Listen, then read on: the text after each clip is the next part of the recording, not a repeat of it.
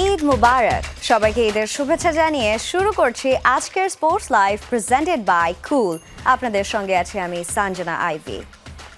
Phil Simmons ও মোহাম্মদ সালাউদ্দিনের সাথে দীর্ঘমেয়াদের চুক্তি বাড়িয়ে খুব ভালো সিদ্ধান্ত নিয়েছে বিসিবি, বলছেন পেসার তাসকিন আহমেদ। সিমন্সের চিন্তা বেশ ভালো, ক্যারিবিয়ান এই কোচ মন জয় করেছে তাসকিনের।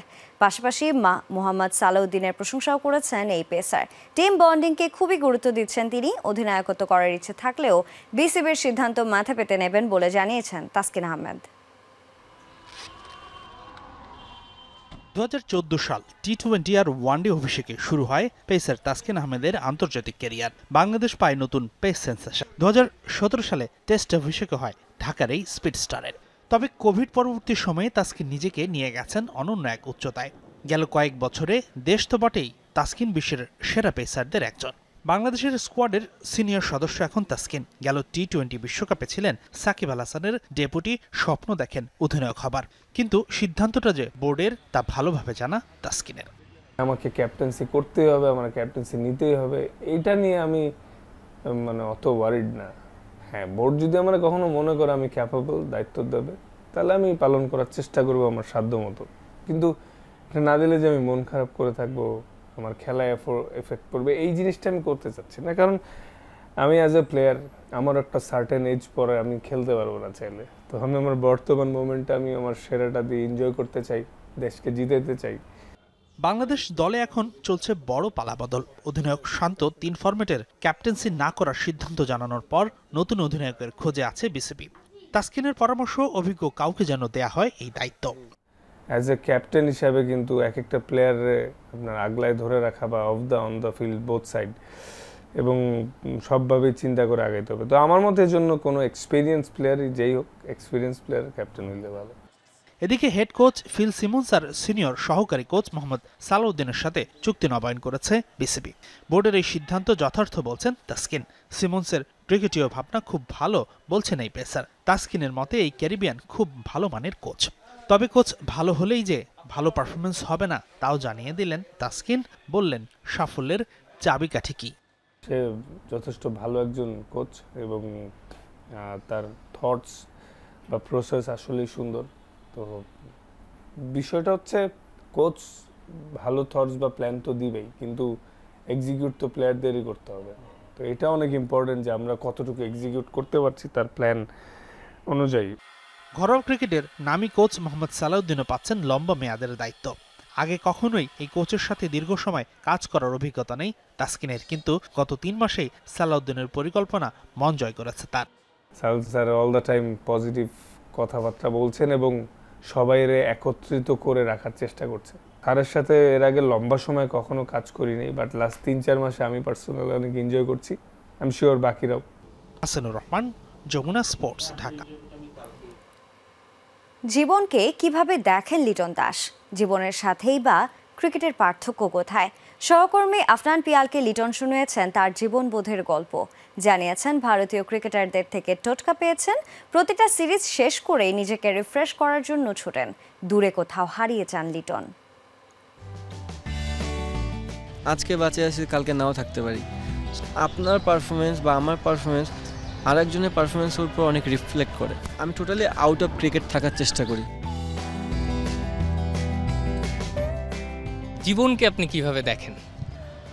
জীবনকে কেমনভাবে দেখি, জীবন আসলে আজকে বাঁচে আছি, কালকে নাও থাকতে পারি। সো আমি চেষ্টা করি আমার নিজেকে হাসি খুশি রাখার জন্য এবং অলওয়েজ চিন্তা করি যে এটা আজকে আমার শেষ দিন, সো যতক্ষণ এনজয় করা যায়। কিন্তু আপনি একবার বলেছিলেন যে ক্রিকেট হতাশার খেলা। ক্রিকেট কি আসলে অনেক সময় হতাশাটা বাড়ায় দেয় কিনা? জীবন আর ক্রিকেটের মধ্যে অনেকখানি পার্থক্য আছে। জীবন হচ্ছে আপনি আজকে আছেন, কালকে নাই, বাট ক্রিকেট আমি আজকে 1 বছর না খেললেও আবার 1 বছর পর খেলতে পারবো। ক্রিকেটটা হতাশার কেন আমি বলি, কারণ হতাশার হয়তো মিনিংটা শুনতে একটু খারাপ লাগে। জিনিসটা হচ্ছে আনসার্টেন গেম। আজকে আমি 100 করলাম, কালকে পরের দিন আমি গেলাম ফার্স্ট বলে আউট হয়ে গেলাম। সো এটা যে কতটা আনসার্টেন আসলে যারা ক্রিকেটটা খেলে তারাই একমাত্র বলতে পারবে। দেখবেন একটা বোলার টানা 5 ওভারে খুব ভালো স্পেল করছে, কোনো উইকেট পায়নি। হুট করে একটা এমন একটা বল করলো ব্যাটসম্যানের মিস টাইমিংয়ের, সেটা উইকেট পেয়ে গেল। সো ক্রিকেটে অনেক কিছু আনসার্টেনভাবে ঘটে। ক্রিকেটের আরেকটা জিনিস আপনি একটু খেয়াল করবেন, ক্রিকেটে আপনার পারফরমেন্স বা আমার পারফরমেন্স আরেকজনের পারফরমেন্সের উপর অনেক রিফ্লেক্ট করে। ধরেন কথার কথা আমি যদি বলি যে কন্ডিশনে, সিমিং কন্ডিশনে যদি একটা পেস বোলার বল করে ওখানে উইকেট না নিতে পারে, মার পড়ে তার কাছে, তখন কিন্তু ক্যাপ্টেন চিন্তা করবে আমি একটা স্পিনারকে আনি, যেটা স্পিনারের জন্য আরও অনেক ডিফিকাল্টি। সেখানে কিন্তু স্পিনারের কোনো হেল্প থাকবে না। তো ওই সময় যদি স্পিনার বল করে, স্পিনারের কিন্তু ইকোনমি বাড়বে, সব কিছু বাড়বে। যদি আবার পেস বলারটা ওখান থেকে উইকেট নিয়ে বের হয়ে আসতে পারতো, তো স্পিনারটা যখন বলিংয়ে যেত তখন হয়তো বা নর্মাল একটা ব্যাটসম্যানকে পেতো। তো আমি এই জন্য বললাম same goes to as a একটা ব্যাটসম্যানের জন্য। ধরেন আমি ওপেনার, আমি যদি টাফ কন্ডিশনটা পার করে দিয়ে আসি, উইকেট না পড়ে, সেক্ষেত্রে যারা নাম্বার 4-5-এ ব্যাটিং করে তারা কিন্তু ওই কষ্টটা পাবে না। আবার যদি আমি যাই আর্লি আউট হয়ে যাই, সাথে আরেকজন আউট হয়, যে ব্যাটসম্যান নাম্বার 5-6-এ ব্যাটিং করে তার জন্য অনেক ডিফিকাল্টি হবে নতুন বলটা খেলাটা। এত ট্রলের পরও আপনি কিভাবে নিজেকে স্ট্রং রাখেন? কে কে হেল্প করে? না, সবচেয়ে বড় হেল্প যেটা, সেটা হচ্ছে আমার ওই জায়গা থেকে একটু সরে যাওয়া। আমি একটু ফ্যামিলি ফোকাস নিয়ে বেশি থাকি এবং আমি আমি এটা ফিল করি। এটা আমি দু একটা প্লেয়ারের সাথে যখন কথা বলেছিলাম, সব প্লেয়ারের সাথে কথা বলার তো সৌভাগ্য হয় নাই, দু একটা যখন আমি ইন্ডিয়ান প্লেয়ারদের সাথে কথা বলেছিলাম, তারা আমাকে এই জিনিসটা, কোনো একটা সিরিজ যদি হয়ে যায়, কারণ আপনি দেখেন একটা সিরিজে যদি 3টা ম্যাচ থাকে, ওয়ান ডে, 2টা টেস্ট, 3টা টি20, হিউজ প্রেশার বলতে আপনি সিরিজের আগে প্রিপারেশন নিতেছেন, এটার একটা প্রেশার থাকে। দেন সিরিজে ম্যাচ খেলা আপনার চলতেছে, দেন আপনি যদি ম্যাচে খারাপ খেলেন বা ভালো খেলেন, বা এটা একটা প্রেশার, এবং মানুষের এক্সপেকটেশন থাকে, এটা একটা প্রেশার। তো ওভারঅল যদি আপনি 1 মাসের একটা সিরিজ খেলেন, সেক্ষেত্রে আপনার বডিটা যত না টায়ার্ড, তার থেকে মেন্টালি অনেক বেশি টায়ার্ড থাকে, ফেড আপ থাকে। সো আমি বড় দু একটা প্লেয়ারের সাথে কথা বলছি, তারা অলওয়েজ বলেছে যে এরকম কোনো সিচুয়েশনে আসলে ক্রিকেটটাকে 1 সপ্তাহ ব্রেক দিতে, দেন জিনিসটাকে যেন একঘেয়েমি না হয়ে যায়। আমি এটা অলওয়েজ চেষ্টা করি যে আমি একঘেয়েমি না করতে জিনিসটাকে। যদিও বা আমি প্রফেশনাল প্লেয়ার, আমার কাজই এটা, বাট আপনি যদি দেখেন আপনার জব সেক্টরে 30 দিনই কাজ করতে হয়, আপনার কিন্তু একঘেয়েমি চলে আসবে, মাঝখানে 4-5 দিন ব্রেক দরকার। সো আমার ক্ষেত্রেও সেম জিনিসটাই আমি ওইভাবে চিন্তা করি যে আমি ক্রিকেট খেলে আমি 1 সপ্তাহ ব্রেক নিই। হ্যাঁ, এখন ব্রেকটা জিনিসটা হচ্ছে আমি টোটালি আউট অফ ক্রিকেট থাকার চেষ্টা করি, যে ওই টাইমটাতে আমি চেষ্টা করি একদম শুধুমাত্র ফ্যামিলি ফোকাস, ক্রিকেটে আসবো না। আবার 1 সপ্তাহ পর আমি আবার আমাকে নিজেকে তৈরি করে আনবো, চিন্তা ভাবনা করবো, আবার চেষ্টা করবো। আফনান পিয়াল, যমুনা স্পোর্টস, ঢাকা। হঠাৎ নয়, আইসিসি বিশ্ব আসরকে সামনে রেখে 2-3 বছর আগেই পরিকল্পনা করা উচিত বিসিবির, তবেই মিলবে ফল, বলছেন নাজমুল শান্ত। বিভিন্ন বিভাগে অবকাঠামো উন্নত করে বিপিএলে খেলা সম্ভব হোম অ্যান্ড অ্যাওয়েতে। এতে করে ক্রিকেটাররা বুঝতে শিখবে বিভিন্ন কন্ডিশনের উইকেট। এসব ঠিক করেই দেশের ক্রিকেটকে 10 থেকে 15 ধাপ ওপরে রেখে যেতে চান টাইগারদের এই অধিনায়ক। তাহমিদ অমিত শুনেছেন উইকেট আর ভবিষ্যৎ নিয়ে নাজমুল শান্তর কথা।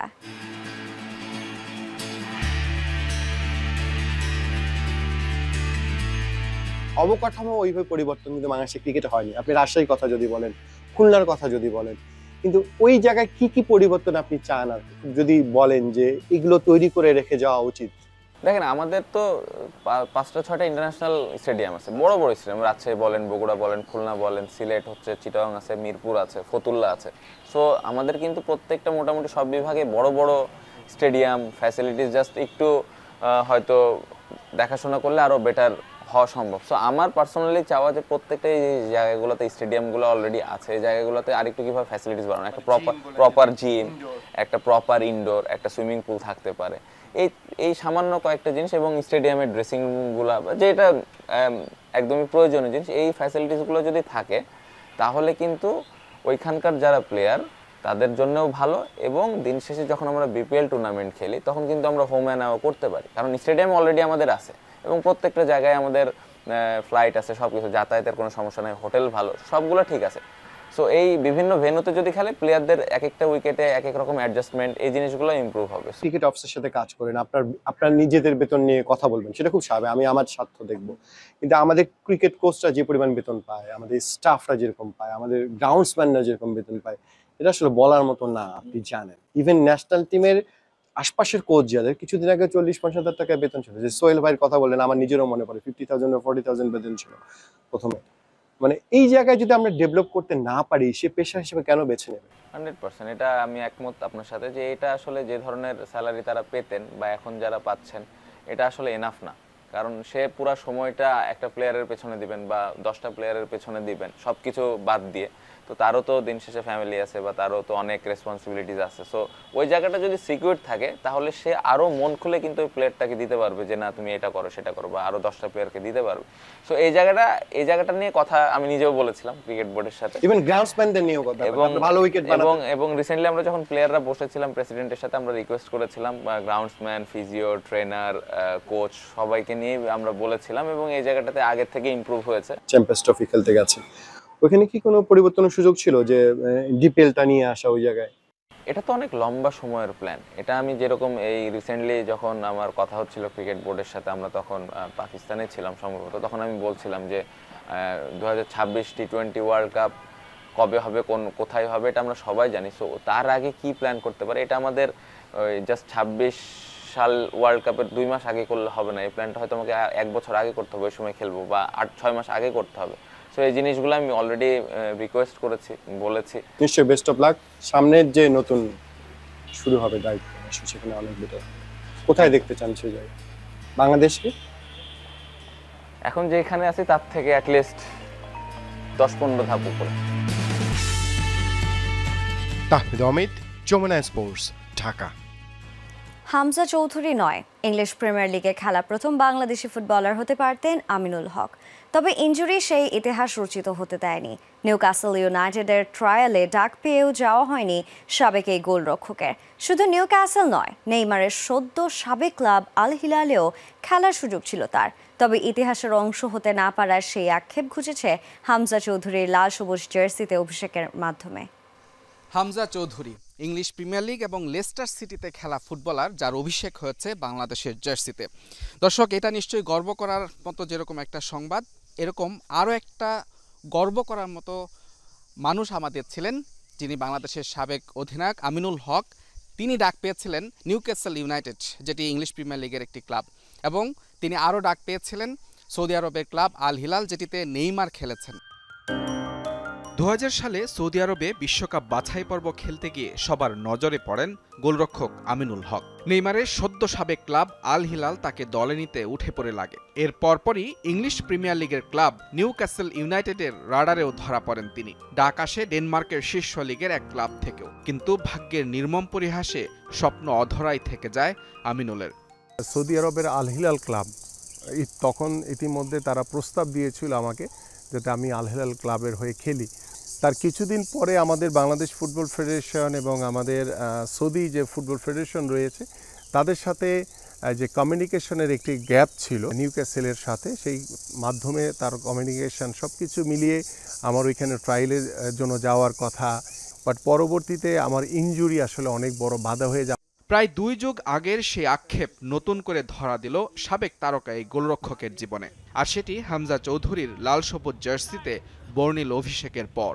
হামজা চৌধুরী যখন বাংলাদেশে এসছে, বাট একজন বাংলাদেশি ফুটবলার হিসেবে মনের অজান্তে একটু আফসোস অবশ্যই থেকে যায়। বাট মানে আমার সবচেয়ে ভালো লাগার জায়গা যে আমি বাংলাদেশ দলের হয়ে খেলেছি, বাংলাদেশ দলের একজন ফুটবলার হিসেবে, একজন ক্যাপ্টেন হিসেবে বাংলাদেশ দলকে প্রতিনিধিত্ব করেছি। হামজা জ্বরে যখন কাঁপছে দেশের ফুটবল, তখন তাকে নিয়ে নতুন স্বপ্ন বুনছেন দেশের হয়ে সাফ ও এসএ গেমস জয়ী কিংবদন্তি গোলরক্ষক।